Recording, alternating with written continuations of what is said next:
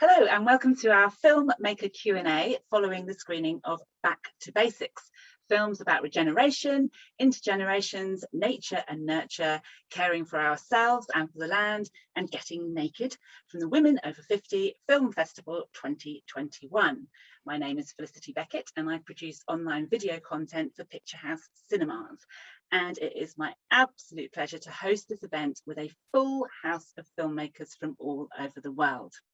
So without further ado, I'm going to start off with Sophie Jane Bancroft, and she is the director, writer, producer and performer of Skin, spanning 4 generations of Skin.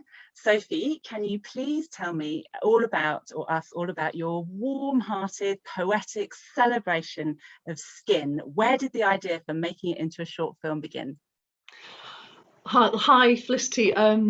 So my main trade is being a songwriter and a singer, and during lockdown, obviously all my work went completely. So I've always had a great interest in bringing visual work to go alongside the words I write and some of the music I write. So I was really exploring using visual medium, and I've done a lot of photography and started using my video camera as well, my video camera on my phone.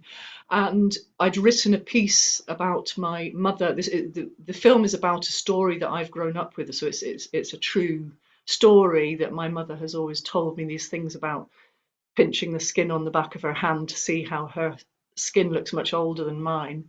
And I'm very fortunate that my mother is still around, and I also have a 3-year-old granddaughter. So I have 4 generations of women in my life. And during lockdown, we were in a bubble together, so we were often together. So it felt like a good opportunity to try and bring images in to go with the words that I'd written about the story.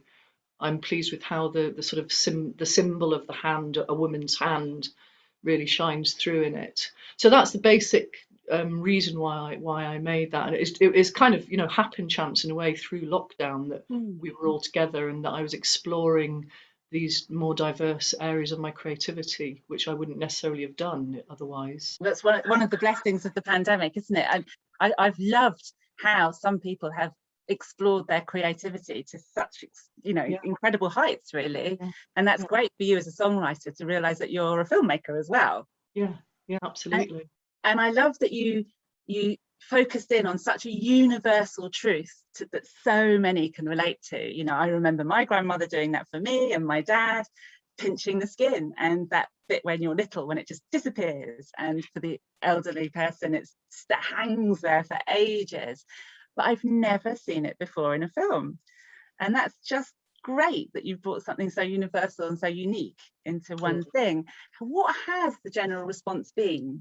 A lot of people have identified with it because of similar stories that have gone on through their childhood, which is lovely. But also I think it's highlighted for some people that the aspect of a woman's hands, especially from our mother's generation and our grandmother's generations, and how much work they've done, and also that feeling of not ever feeling happy with yourself, whether it's your skin or whatever.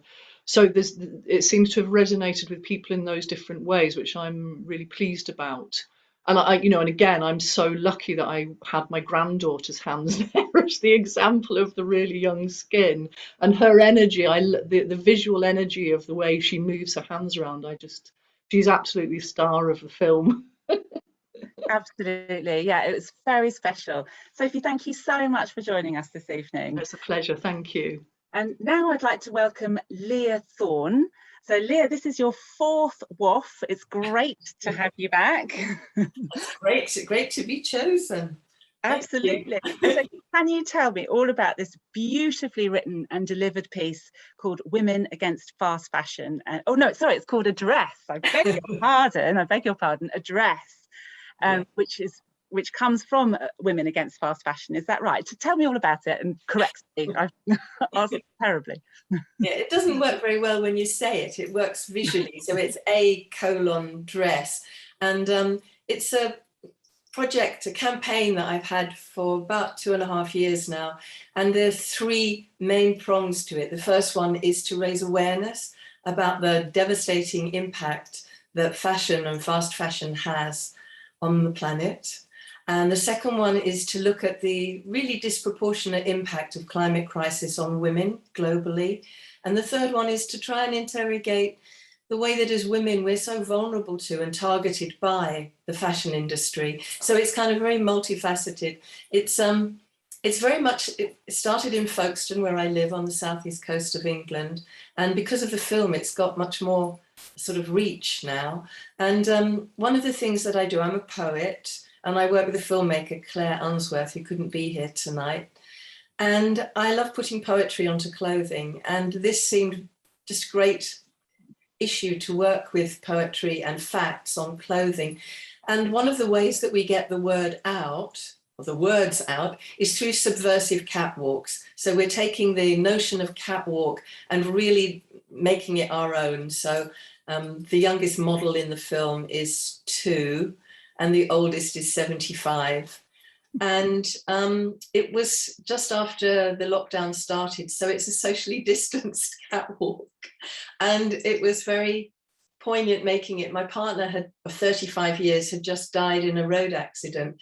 And so for me, it was so life affirming to then be able to work with all these women who are my friends, women from around Folkestone, to make this piece. And Claire has really captured such beauty in it. And the clothes are very beautiful. I work with fashion designers and textile artists and women who love to sew. And that's the project in a nutshell. Leah, you could definitely feel there was so much love in that film, and I'm so sorry to hear your news. And I definitely sensed that there was a lot going on in the poem and just the whole presentation. So yeah, and also there was some really terrifying statistics, yes, that you have and you frame them beautifully within the poetry, so the impact is quite hard-hitting, because it's not what you expect to hear in a way within the poem, so it's very, very powerful. How have people reacted to the piece? Yeah, I'm so pleased you said that the love shows through, but also as an artist activist, I always want to be able to take really harsh issues, but make them accessible. So that's what I was trying for. And people really can get lost in the beauty of the clothes, and then the facts go in. So, talking about the rape and murder of women garment workers or the Rana Plaza disaster, but doing it in a way where you don't switch off, where you're not trying to garner activism out of painful emotion. But it's a very delicate balance, and I think film helps because it's just so lusciously filmed. It really is, and you achieved that balance perfectly. Great. Leah, thank you so much for joining us on the Q&A. Thank you. So next I'd like to welcome Ava and Åsa. They are joint director and producer for the extraordinary Piano Forest, which can be found in Sweden. Ava, can you tell us how you came across such a thing and why you were moved to make the documentary? I came to the Piano Forest by a chance. I didn't know about it, and I was shocked when I came there. It was a forest with 7 pianos placed in, and these pianos had been there for a while, for some years. So they started to go back to nature, actually. And the trees were growing through them, and the flowers were growing through, and it was so sad. And it was an autumn day in the fall, and I saw the leaves were coming from the trees, falling down on these. And from the beginning, it was a time-limited sound installation that an artist did, but then it remained for many years, and this, it became like a memorial, very special. You can stand there, you can see, you get to think about, the human, our body, what is happening. We think when we're young, we will live forever, and then now we are over 50, and we can see the body is changing. And I came there, and I immediately called Åsa. And I said to Åsa, you can't believe this, where I am, but we have to go here and make a movie about this place. And the day after, we went there with a camera and we started to film. Well, I was going to ask Åsa that I really enjoyed the disembodied voices of the people giving their thoughts on these abandoned pianos. Some people love them, some people hate them. And I just wondered what was the reaction that most people have had to the film, because it's quite mesmerizing and unusual. When we went there the first time, there was two other ladies coming there with their dogs, and then they were horrified about this place. It was so messy, and Eva and I was like standing like, oh, this is so beautiful. So it was completely different how we see this place. And so the audience afterwards, when they see the movie, I think a lot of people also are talking about memories, and it's like coming up a lot of things when they see these pianos. It's extremely evocative, and yet the juxtaposition of the piano in the forest is shocking, and then it's suddenly not. It's like part of the forest. And it's beautifully shot. It really is. I was very shocked to see that you'd only done it in one day. That's incredible. So thank you both so much for joining us. And now I'd like to move on to a beautiful and moving documentary called Trees, about Rosie, who is the daughter of Sarah, and their experience of Sarah's cancer together. And I'd like to invite Amy to discuss this. And Amy Pettifer, can you tell me how the documentary came about and that these two brave, wonderful women wanted to do it? Yeah. Hi, Felicity. Hi, everyone. Well, as you say, it's a really, really beautiful film.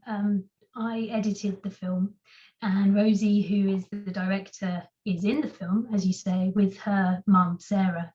And just before I answer, I just wanted to give a bit of context that the reason that Rosie can't be with us today is because Sarah passed away quite recently.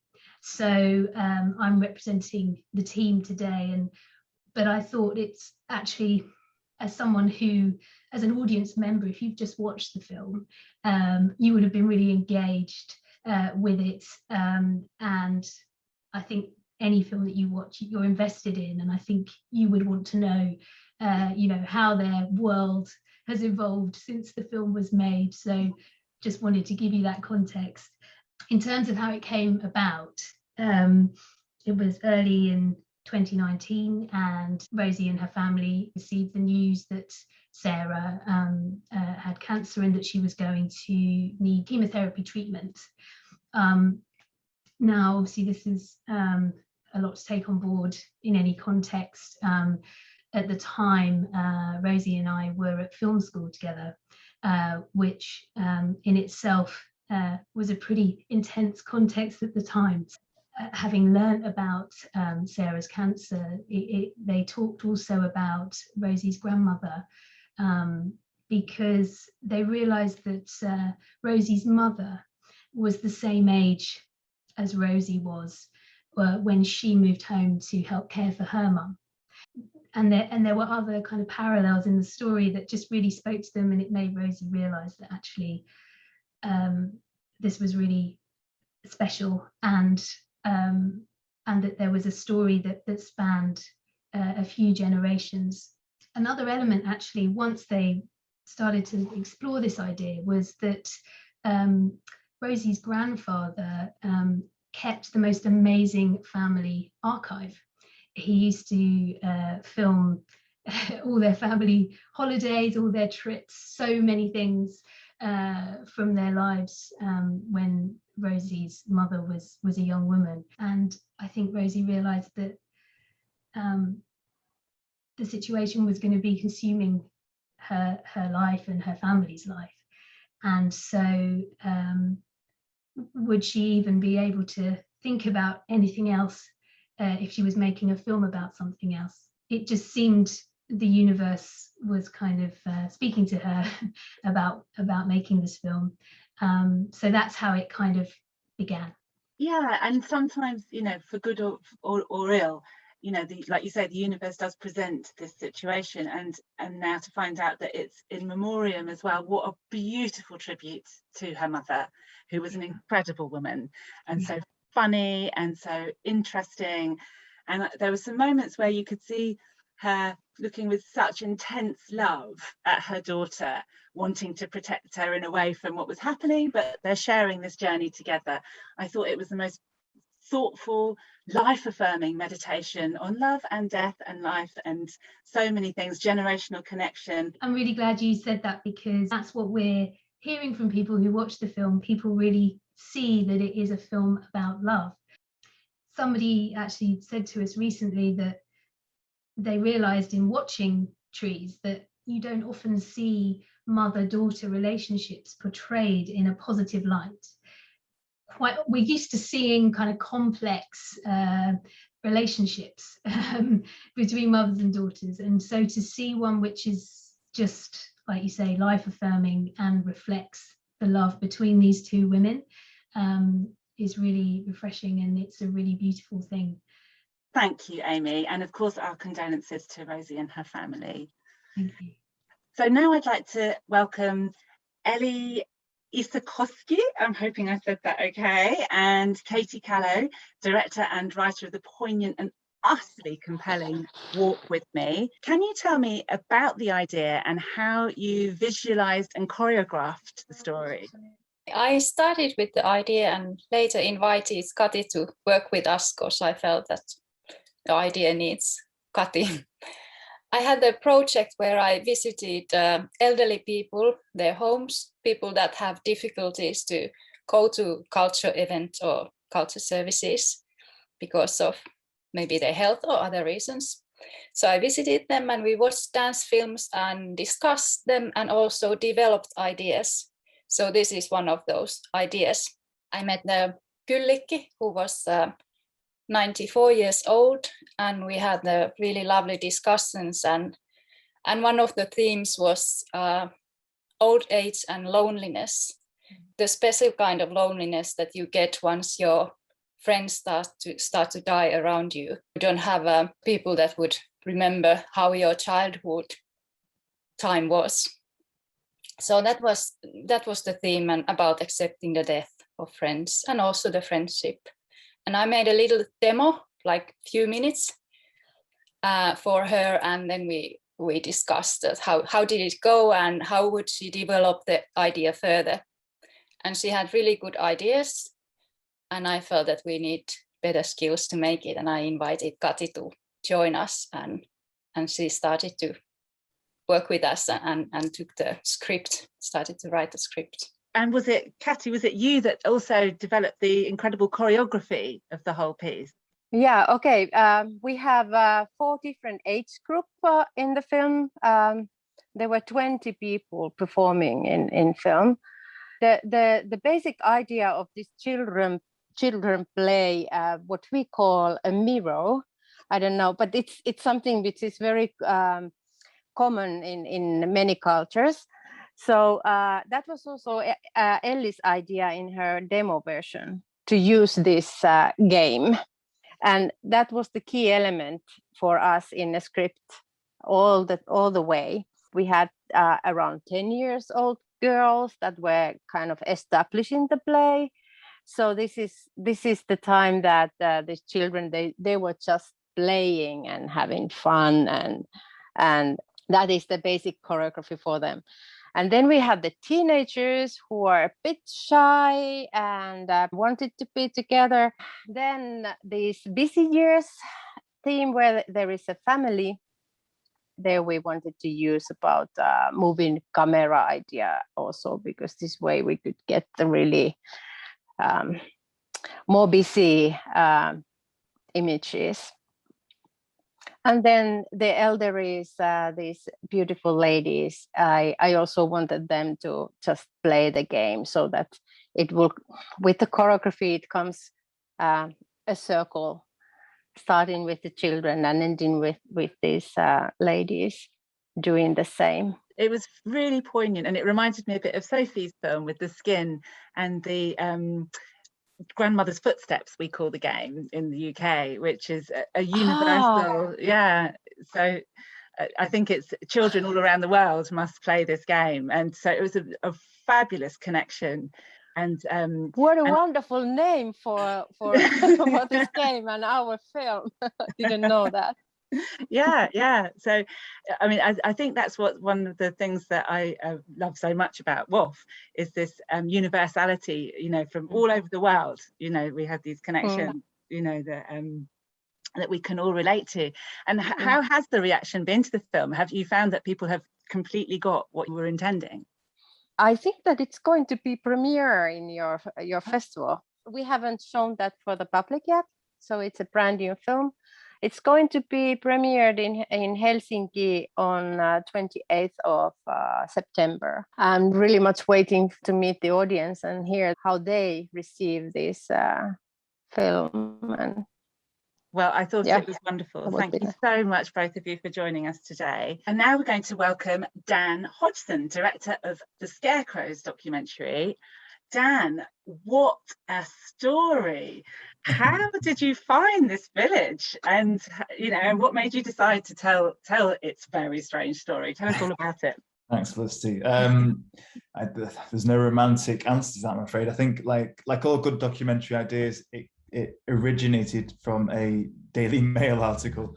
I came across this article about a village called Meguro in rural Japan, and it was talking about how there'd been mass depopulation in the village, and one of the residents had started making these life-size scarecrows to represent everyone who had either died or had left the village. But what I found really interesting about the article is that they were using words like creepy, strange, mysterious, all these very negative words to describe it, and I just had this immediate urge to cut through that and I wanted to know more, and so we set about trying to build a connection with Japan, and luckily we managed to find a young Japanese producer who had made a podcast there for the BBC, and so that just immediately opened doors, and off we flew.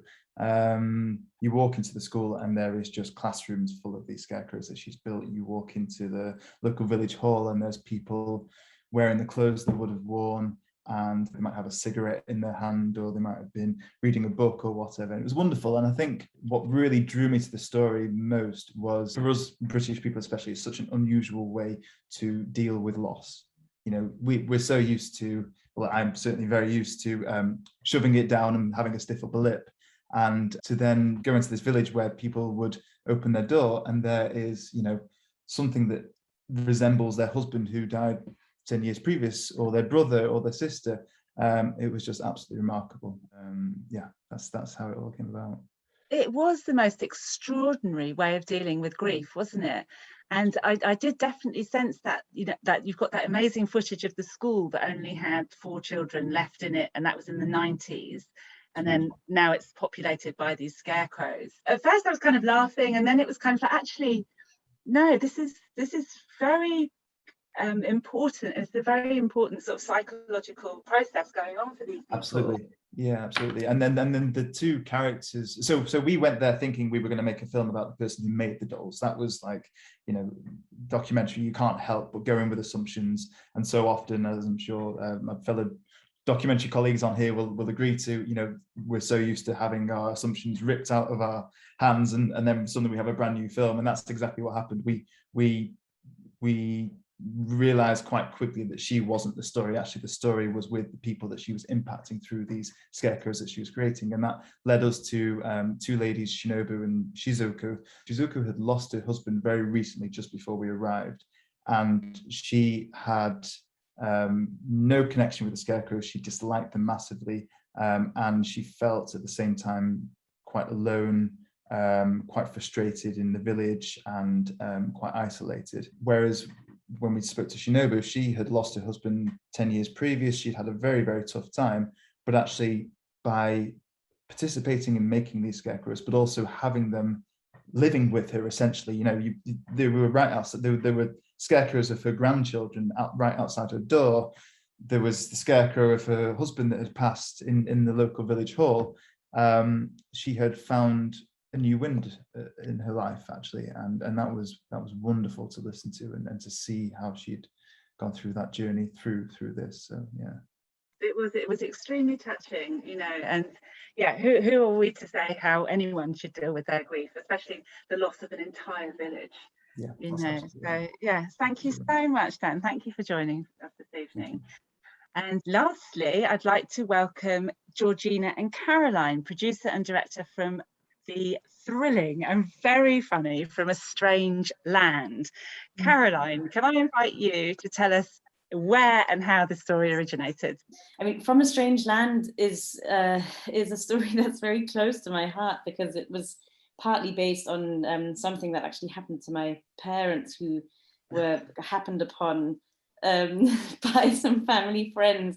But really what interested me about the story was that I came to the UK from Germany when I was quite young, when I was about 12. And just you speak with friends about your family lives and about what perhaps is different and how you perceive, you know, a different culture that you're thrown into. And I was always struck by how little experienced people in the UK at the time, this is in the 90s, my, you know, classmates, my also university friends later, and my work colleagues had of seeing family members in the nude. And that might sound really bizarre, because I would kind of come in and say, I see my mum naked all the time. So it just started making me think about this question of feeling slightly other, actually. And the film was in the back of my mind for many years, and I never really got round to doing it. And of course, the opportunity of lockdown, and then the great pleasure and privilege of meeting Georgina and getting this project off the ground at a moment in time when we became more and more polarized from each other across all sorts of different political spectrums, brought the story really back to the forefront for me, and particularly in context of Brexit, which, as a German living in London, is very relevant to me and continues to be very relevant to me, and becomes more and more increasingly more terrifying to me. And so the opportunity to weave that sense of importance of reconnecting and really seeing and understanding each other again, and particularly to be able to use this piece of music, the Beethoven Ninth Symphony, which is also the European anthem, it just began to feel more and more relevant. So it feels a really fantastic opportunity to touch on so many really quite complex subject matters with an idea that is on the surface incredibly simple. And I agree, it's remarkably prescient, actually, because one of the great things that during the pandemic in a way was neighbours coming together and trying to look out for each other and wanting very much to look out for each other. You know, I think what is often fed down from above or from the media isn't actually what's reflected on the streets and in our neighbourhoods, you know. And Georgina, I wanted to ask, the music in this piece is a huge character in and of itself, and I felt everyone was swept up in its joyousness. You know, can you tell us more about the intention? Yes, so we had a wonderful composer, Simon Slater, on board, and Caroline did also want to use the Beethoven piece, and I think really it lends itself so well to the piece, because it has obviously a very sweeping, very dramatic feel to it, but the piece has a real sort of infectious kind of bubbling energy to it, which I think that piece really sort of lends itself and heightens that energy to sort of, you know, the crescendo of when these two strangers come together. And then, of course, we have the wonderful voices of Anton Lesser and Owen Teale come in on the radio. So yes, reaction to it has been good. I just thought of it as an absolute celebration of humanity. It really was. Well, yeah, very well done, both of you. Thank you so much. Thank you everyone for joining us this evening. And that brings us to the end of our Q&A. And I'd like to say big thank you again to all our filmmakers. And if I could invite you to unmute, and then you can all say goodbye to all our viewers. Hello. Hey, hello. Bye bye.